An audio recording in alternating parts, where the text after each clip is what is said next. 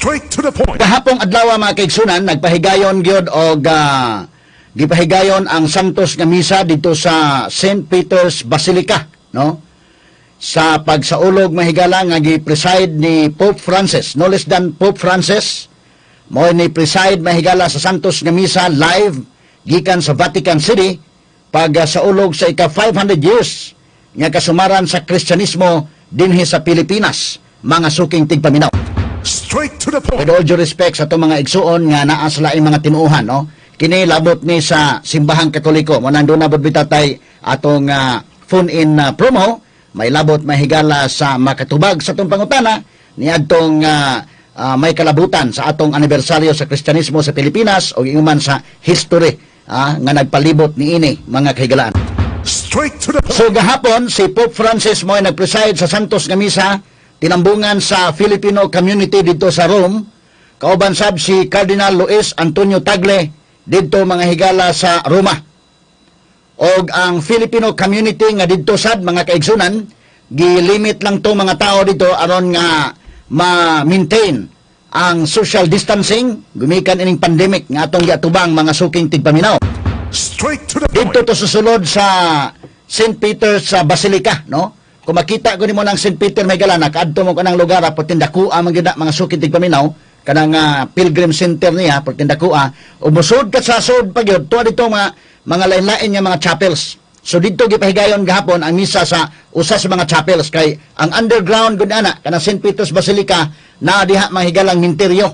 Diha ipanglubong ang mga kanhi Santo Papa. Nasa ilawom dunay mga santo sab nga gipanglubong diha man murag manimbawt yung balhibo og musod ka ng St. Peter mga kaigalaan nga basilika gumikan sa mga balaang tao, no? With all due respect sa ato mga igsuon nga nasa tinuuhan, pero sa mga Katoliko naa diha ang mga former leaders sa Catholic Church, ang mga Santo Papa nga naa diha gipanglubong sa ilawom, no? Sa pipila na ka mga katuigan 2,000 years sa kapin, no? So kads pag-abot ni Jesus Christ mga suking tigpaminaw o pag preach sa gospel mga suking tigpaminaw. So mo na nga manimbawot yung balhibog mo adto ka anang St. Peter's Basilica pero inigawas po nimo anang kwan grabe sad ng Italy mga higala, inigawas po nimo sa compound sa St. Peter's Basilica probida daghanang lain-lain ng mga tao mga kaigsunan nga nagpunsisok lang naa diha ang mga kinini ang mga holy relics sa sud, naa ang mga holy nga mga butang sa sulod. Inigawas po mahigala bida daghanang mga kwansad bantayanan kayo kay napay mga kawatan sab kasama lito. Dunay mga mamaligya sa dungog nga mga babae, ubay-ubay lang yon na lain-laing mga kwan, no? So mo na diha sa kwan ughain dito duol mahigala ang center of power sa Roman Catholic Church. Ang palibot sa mahigala inigawas nimo nang basilika porbida. Grabe sa daghanang mga tentasyon, no? Okay, so gahapon gipahigayon dito ang Santos nga misa pagpahinungod to sa kinini ang ika-500 nga kasumaran sa Kristyanismo sa Pilipinas kay ugma mao naman ang ika-500 years nga pag-abot ni Magellan dinhi sa Pilipinas. Karon 15 man taron ugma March 16, 2021. Mao na ang pagmarka na sa March 16, 1521 nga pag-abot ni Magellan dinhi sa Pilipinas. Ug atong i-review gamay itong history katos Magellan usa ka Portuguese explorer nga nagbiyahe under the banner of Spain, under the flag of Spain, mga suking tigpaminaw. Kauban nila sa ilang pagbiyahe ang mga sundao o sakay sa mga barko o kauban sa nila ang usa ka pare nga kato si Father Pedro Valderrama, no? Kay ang military magud mahigala nga grupo nga mi himo og ni nabigar, no, sa tibuok kalibutan pinaagi sa ilang kabarkuhan kay kinigong Spain sa una perti ka powerful ni kinigong mga European countries inday kin sila may powerful kayo sa unang panahon. Kining Rome civilization, kining Spain, kining sa Europe, no? In fact, kanang US may gala ulahin na mga nagamay sa Europe. Under pa mga ng US kaniadto sa Great Britain mga sukid tigpaminaw. Onya nakakuha sa independent mga higala noon ang Amerika, no? Na ang ilang independence mga higala nakuha gikan sa Great Britain umuna nga ilang sa ulogon every July 4. O grabe ni sila kining Spain, grabe ni ang ilang suroy sa tibuok kalibutan, daghan-daghan mo nagkabantaw mo sa Latin America, daghang mga areas din nga mga Spanish ang mga pinulungan. Kay tungod na sa paglawig sa Spain mga higala ni adto maong panahon. Kining Spain, grabe ni. Kanamang ang Mexico landaan, pila man kay years na under ng Mexico sa Spain. 300 years, parihan na to sa Pilipinas. Muna ang kabantay mo sa Mexico, ang Espanyol nila nga pinulungan, grabe kayo. Dili sa ato, daghantag mga pinulungan nga Espanyol. Kanaday mga kutsara, tinidor, lamisa, libro, kasa, mga mga Espanyol man. Ang ato mga apelido, pare-parehag apelido nila. Mga Marquez, mga Gutierrez, kinini ang mga lain-lain lang, no? Kato mga kuntang Manny Pacquiao ulit, hinumdum kalit, Juan Manuel Marquez, o sila si Morales, Eric Morales. Mamang unang mga apelido na to, tungod kay under ta sa Spain sa more than 300 years. So kadto mga sundao nga kauban ni Magellan, nag-travel sila mahigala sa unya, nabatasan na guna sa mga sundao mahigala nga doon nagipari nga kauban, na Sir Chaplin. Hantod ron, kabantay mo na sa atong kananaang dira sa Central Command, doon na ginipari ilit, chaplain ka. O dira sa atong Police Regional Office 7, ay chaplain sa dina. Mubita na nga, murag manimbawat yung balhibo nga, mangayog reinforcement dito sa Marawi ka na ito, nangayog reinforcement dito sa Buanga ka na ito. Ang mga pulis, ito ipadamay gala, mag-formation na binditahan dans pare. Murag manimbawat yung balhibo, ay, magkabalik pa ba ka mga pulis alit. Nabatasan na sa military nga, doon na kasi chaplain kay, kanadto pa man na mga higala nga sa mga gira. Niyatong panahon pa sa karaan, sa Israel pa mahigala nga gubat. Kung tanaw naman ang Old Testament, sige ginirahay niya, o niya ang Rome, sige gira niya. Sangpit sa Ginoo gyud. Naagid manghigalay Ginoo nga kabahin sa ilang mga pagira. Muna nga hantod ron, kung kabantay mo mga military camps, naagid na yung military chaplain. Mo sa nila nahitabo ni Magellan. Sa ilang pagbiyahe, ubanan sa pare, mo na si Father Pedro Valderrama. Muna nga pag-adto na sa usa ka lugar, nay pare mga higala nga ilang kauban mo na ang unang misa sa Pilipinas yun. Dito mahitabo mahigala sa Limasawa Island.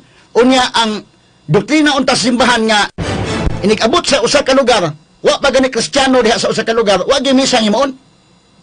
Apan ilang pagdunggo na sa Limasawa Island, ilang gipahigala misa nga naman tungod kay natunong kadto nga Easter Sunday kadto. Katong pagdunggo nila sa Limasawa Island. O na may buntag sa mga taga Limasawa, I know nga ang Diocese of Maasin napod sila yung mga kalihukan diya sa Limasawa Island pagsaulog sa unang misa, no? Karong umaabot mga higala nga Easter Sunday, mao na ang pagmark, no? Ang kinini ang atong celebration mga higala sa ika 500 years magsugod man sa April 4 nga mga kalihukan. Pero ugmang adlaw mao na ika 500 years pag-abot ni Magellan sa Pilipinas. So gahapon ang Santo Papa ni una na ang mga higala og higayon o santos nga misa pahinungod sa ika 500 years nga kasumaran sa Kristiyanismo sa Pilipinas, kauban ni Cardinal Tagle o mga Filipinos nga tuad didto mahigala sa Rome. Og live kagahapon ang santos nga misa sa AWTN o sa Catholic television channel didto mahigala sa Roma og live sad sa Cebu Catholic Television Network pinagi ni Tatay Dudong Limchua sa CCTN Channel 47 kagahapon. So buntag tong mao misa pero alas 5 sa hapon na sa atong time sa Pilipinas. Live to. Ang papahigayon sa misa katong si Pope Francis nagsulot og pink nga sutana o si Cardinal Tagle o katong usa pa ka mga cardinal mga kaigalan to mga cardinals pink nga sutana katong blue mga pare to mahigala nga tua sa Roma. Kaya daghan mo mga pare nang sa mga Filipino priests nga tua sa Roma mahigala nakadto man ko sa pahigayon gyud sa canonization ni Pedro Calungsod. Naatay usa ka parokya dito gyud nga gihatag for the Filipino nga mga tao nga to dito. Pink og purple og pink and ken no. Katong gisulot ni Pope Francis. Unya katong sa mga purple to sa mga pare. No, okay. Dito blue day mo may pagka-color blind day ko day kinda. Koleksyonan ko inday ken dire murag purple dito nga color day, murag blue man sa kong pananaw. So dito mahigala no nagpahigan sa Santos nga misa unya nindot sad kayo ang humili ni Pope Francis kagahapon adlaw na timing sad mga kaigilaan nga ang gospel kagahapon mao ang John chapter 3 no nga for God so loved the world that he gave his only begotten son for whosoever believe in him shall not perish but have everlasting life. Sabi na siya pa kay gihigugman sa Dios ang kalibutan ug tungod dinhi ang gihatag niya ang bugtong anak aron nga ang tanan nga motuo kaniya dili malaglag kun dili may kinabuhing dayon. Kanang maong sitas may galay na memorize ko na kay dugay naman kay tag binasahig Bible pero every time nga kada na ang himuon siyang gospel, mahimo sa matunong siyang gospel unya gahapon gidiscuss sa po ni Pope Francis. Nana po tayo bagong makuha indekin. Mo ni naka misteryosos Bibliano sa bisan unsa nga mga relihiyon nga naminaw na turon.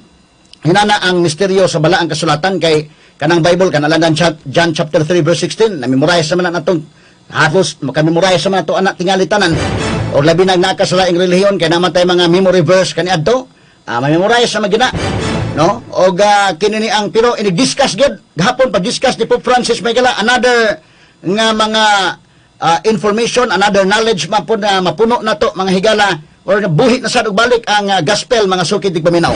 So yang gidiscuss kagahapon og nagpasalamat siya sa mga Katoliko sa mga Pilipino no nagpasalamat siya mahigala nga naghatag og joy kining maong pagtuo Kristiyanong pagtuo nga niabot din sa Pilipinas nga usa ka gift kini gikan sa labaw makagagahom. Straight to the point. Yang gibahin ang yang discussion sa John chapter 3 verse 16 kanang gihigugma sa Dios sa kalibutan for God so loved the world yang gihatagan og pagdiscuss ang first aspect ang paghigugma ikaduha that he gave his only begotten son ang love o gave mga higala iyang gipalawman ni Pope Francis gahapon ang discussion og nindot kay murag manimbawat akong balhibong naminaw sa humili ni Pope Francis mga suking tigpaminaw og iyang gipasalamatan ang mga Pilipino sa Roma kay ang mga Pilipino dito naghatag mga higala og kalipay sad og naghatag og dugang paglig-on sa pagtuo mga suking tigpaminaw. Kanang Roma mahigala daghang mga Pilipino mga mga madre, mga pare nga tuwa dito no. Pagkuyog nako dito sa Roma, kuyog min Tatay Dudong nga Limchua daghang mga in fact ang pagmangkon Tatay Dudong dai si Kwan anak ni Tomas nga pare sa dito mga higala. Tuaman dito sa Roma, si Janjan Limchua. Unya daghantag mga konsepto mga Jesuits nga mga pare mong kakuyog dito sa una no kauban ko discussion mga kaigalaan dito sa Roma. So ubay-ubay ni mga Filipinos nga tuwa dito mga sukid di paminaw ang mga nagda dito sa mga mga lain-lain nga mga congregations no kay kita ko mga Pilipino grabe ang pagtuo sa mga Pinoy sad mga kaigalaan. Kita mo ikatulong nga nasod sa tibuok kalibutan nga Katoliko. Pati daghanang Katoliko. Naguna gid ini mahigala kining Brazil. Pati daghana unya second anang Mexico. Sos daghana mga Katoliko dinha. Unya dan kitang Pilipinas. Nya sunod na tong uban pang mga kadasuran apil sa top 10 mahigala kanang Colombia daghan kanang Katoliko sa niya. Pero mo lagi ni angay ning tan-awon mahigala. Kumusta man ang pagtuo sa simbahang Katoliko? Kumusta man atong Christian faith? Kay kini mga lugar nga naay mga Katoliko dai okay man pero doon na po daghang mga badlungon. Mo ni nga mga musta ta kumusta man ang pagtuong Katoliko nini ika 500 years nang kasumaran dinhi sa ato. Sa tibuok kalibutan naguna ang Brazil, nagsunod ang Mexico pero kana mga higala mga lugar daghang mga problema sad no. Unya kita sa Pilipinas mga sukid tig paminaw. So mo ni ang mga challenges atong i-evaluate ang atong pagtuo kumusta man ang pagtuo sa mga Kristiyano sa diha mga higalang 500 years na mahigalang milabay o naka-establisar gyud ang simbahang Katoliko dinhi mahigala sa Pilipinas. Straight to the point. Kaya niadto gud bang higalang pag-travel ni Magellan kung atong balik-balikan mahigala mo ng gift kini kay pag-travel ni Magellan mahigala do sa chaplain nga kauban kato si Father Pedro Valderrama mo to nagmisa sila dito sa Limasawa Island dito gipahigayon ang unang misa unya ang una mga Kristiyano dinhi sa Sugbo pagtabok nila sa Sugbo mga higala. Ang mga tao kaniadto sa Pilipinas, nanay mga tao sa Pilipinas, no of course. Nana to mga nitibo kaniadto, Nana daan mga higala. In fact, ang ato mga igsoong kamusliman day naa naman dito sa may Mindanao area. Pero lahi ang ilang faith sad kay Allah man sa tong ila. Dire sa Luzon o Kabisayan, nana daan tay mga nitibo nga mga tao, In fact, sila si Magellan, pagdunggo nila to Samar, sa Leyte, mahigala na may mga tao dito. Dini sa ato na naman mga nitibo sa si pinanguluhan ni Reyna, sila ni Raha Humabon o Reyna Juana Indayken. Nanadaan ang mga tao pero at that time, wala pa mga higalay, wala pa sila kaila nga doon ay Jesus Christ. Straight to the point. Ang ilang gisimba kanadto kung doon na mahigalay anito, mga anita, mga dunay kahoy dako, dunay mosimba sa adlaw, dunay mosimba sa buwan, dunay batong dako lito, ilang simbahan. Sagunsa lang. So nag-introduce nila nga dunay Jesus Christ, mo na sila si Magellan katong pare nga ilang kauban, nga si Father Pedro Valderrama. So motong gi-introduce nga naa di ay Jesus Christ mga sukid tigpaminaw. Diya na nagsugod ang Kristyanismo, no? Gumikan adto mga higalang maong pagbiyahe ni Ferdinand Magellan. So imong tan-awon pila ka katuigan anang labay, daghan nga mga katuigan kag 500 years na mga sukid tigpaminaw unya. Kumusta man ang pagtuo sa simbahan sa pagkakaron? Mo na dakong pangutana. Kumusta man ang mga challenges sa pagtuong Kristyanismo mga sukid tigpaminaw? Straight to the point. Mo ni ang mga kuan, no? So si Pope Francis midasig mga higala o gani miingon siya nga particularly mahigala hasta mga kababayan ining pagsaulog sa buwan sa kababayan sa mahigala iyang giingon nga ang Filipino women are banners of joy here in Rome. Referring mga higala sa mga Filipinos nga naa sa Roma. O matod pa niya, this is an illness that goes from one generation to another. Gahapon ni noon, ang gihubad ni sa in English kay ang misa kagahapon, Italian man gyud nya pinulungan ang gigamit. O niya atol na sa mga pagbasa mahigala, ang pagbasa sa unang pagbasa Italian, ang Salmo Responsorio gibasa sa in English, o ang second reading kagahapon gibasa sa Filipino nga pinulungan. Mao na nahitabo unya dayon ang mga kanta kagahapon gipabati nato mga higala, gikanta sa choir dito mga sukid tigpaminaw ang mga Bisaya nga mga kanta. Ang opening mga higala mao tong Bato Balani sa Gugma alang ni Senyor Santo Niño. Bato Balani sa Gugma ug unya ang closing song kagahapong adlaw mao tong Maria Reina sa Pilipinas. Mao ni ang gikanta dito sa Roma mahigala atol sa gipahigayon nga santos nga misa nga panguluhan ni Pope Francis mga suking tigpaminaw. Pope Francis mahigala mura og tigon-tiguan na gid no nakaanhim ko sa Pilipinas mo na nga nakasabot gid siya ingon gud sa day nga ang kwan no, you receive the joy of the gospel, inyo nadawat ang kalipay ni ining ebanghelyo, no? And this joy is evident in your people. Kini nga maong kalipay makita diha sa inyo mga tao, on your faces, in your songs and in your prayers. Straight to the point. Ato pang Pope Francis, makita ni sa inyong mga mata, sa inyong mga naong, sa inyong mga kanta o sa inyong mga pag-ampo. Straight to the point.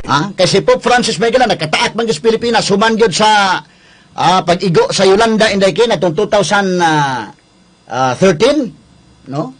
Mo pag-igo mahigala sa Yolanda din sa Pilipinas. Og unya kini niya si Pope Francis mahigala ni anhigyod og dito sa Tacloban nag-coverage kini ta dito inday ken. Dito kita sa duol gyud ni Pope Francis nagpahigayon mi sa coverage ato panahon dito sa Tacloban, no? 2015 sa January na siya naanhis Pilipinas after 13 months gikan sa Yolanda, no? Inday ken. So kita gyud siya dito sa kun unya ang faith sa mga Pilipino ba grabiha sa kun pag-abot ni Pope Francis dito sa Manila ug sa Tacloban gyud ken natunong pa gyud ni bagyo mga kagalaan. Pero bisan pa man anang bagyo mga higala porbida nanang adlaw before ang Pope mo pahigayon sa Santos nga misa sa may airport sa Tacloban. So sa mga tao grabe nagdanag mga kaputi day. Wa panong balinga ang bagyo Wa panong balinga mahigala ang katugnaw o gakwan, no? So dito na nangatog sa kwan airport. Kay do naman po grabe nga inspection nga gihimo mahigala kay aron pagsiguro sa seguridad sad mga sukid tigpaminaw. Alibang kaday kin di mo makuano ang faith sa mga tao ba nga tuon na daan. Pagkahapon pa lang daan, dito na. Dito na, tibok, gabi Dito mahigala ang mga tao na mga tog dito sa kwan. Ang uban nangatog, ang uban wa na mga tog. Aron lang makaapil sa ipahigayon nga santos nga misa ni Pope Francis. Dito mahigala sa Tacloban. Lahi sa ni si Pope Francis day, murag makita nimo ang kwan ba? Ang iyang sinseridad. Pero in fairness sa Pope Benedict, dito masagyo ko manghigala dito masagyo sa Rome anang panahon mahigala ni Pope Benedict. Kuan sa gid nasa siya aura nga lahisad, no? Murag makapanimbaot sa balhibo. Okay, katong dito sa Tacloban bagyong amang dayto day ito pag-abot niya sa Tacloban, no? Nya doon na labay tayo na tagakan adto ga kuan o volunteer mahigala nga na disgust sa dito mga sukid tigpaminaw. Og kini ni ang perting kusugat o sa uwan mga higala. Pero ang mga tao gyud manumbaling ni adto gyud sila mga sukid tigpaminaw. Mo na nakita ni Pope Francis yung ingon siya nga kini nga joy is evident in your people. We see it in your eyes, we see it in your faces, we see it in your songs, and we see it in your prayers. Matod pang Pope Francis, mga higala. So nindot kayo ang iyang humili kagahapon o iyang gipanghinaot nga mapadayon ang pag himo, mga higala, nga kinini ang pag-preach niining gospel, mga sukid tigpaminaw, labi na ng bagong panahon karon, labi na sa ato mga millennials, mga higala, nga unsa na ka ang sunod pod nga mga kinini ang panghitabo, mga sukid tigpaminaw. Manantong pangustahon ang atong Christian faith, not only sa Catholics, ang uban pod nga mga tinuhan, atong pangamustahon ang atong pagtuo unya unsa may mga strategy nato nga dugang nining umaabot nining mga millennials sa daykin. Unsaon naman ni ron? Di ba kata maapsan, mahigala sa internet, mga higalang lain-lain lang nga mga mensahe ang naa diha. So another challenges ni nga ang matag Kristiyano gi-challenge ta, mahigala, niining mga panahon na ron, kay og imong tan-awon ang mga kabatan-onan ron, mura og mas influence sila, mahigala, ini mga lain-lain lang nga mga websites, mga lain-lain lang nga mga pagsangyaw da sa internet. May rabag pagsangyaw nga iya sa kwan. So lain-lain lang muna nga ang mga Kristiyano, makatoliko man o dili, maningkamot og unsaon pagtudlo ning atong kabataan sa pagkakaron nga mapadayon ang pagtuo, mga higala, considering nga daghan na karon mga disturbances sa mga kabataan nunot sa mga kinini ang mga gadgets karon o kining internet karon nga misiaw nagmaayo. Ang mga bata ron mahigala doon na access sa lain-lain nga mga websites, hasta pa mga binastos na ana diha. So unsaon man nga ang matawag na to, mahigala, mga tinarong, ang tinarong diha sa gospel o uban pa nga masangyaw, mahigalang di ta maapsan ining mga binuang diha, mga higala, sa social media. Straight to the point. Atong tag na alas